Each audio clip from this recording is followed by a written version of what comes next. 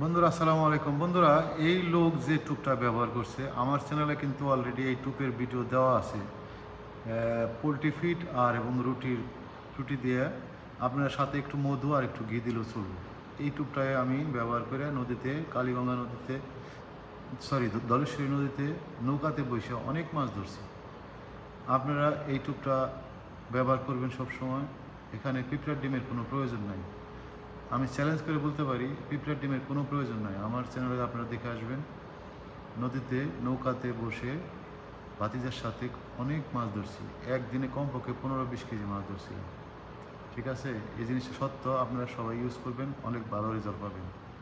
আর এই ভাইরা যে ভিডিও দেওয়া হয়েছে, খুব সুন্দর একটা ভিডিও, আপনারা তাকে ফলো করলে অনেক মাছ পাবেন পিঁপড়ার ডিম ছাড়া। ঠিক আছে, আপনারা যারা নতুন আমার চ্যানেলে আসছেন তারা এখনই সাবস্ক্রাইব করে বেল বাটন বাজিয়ে রাখবেন নতুন নতুন ভিডিও পাওয়ার জন্য। Thank you.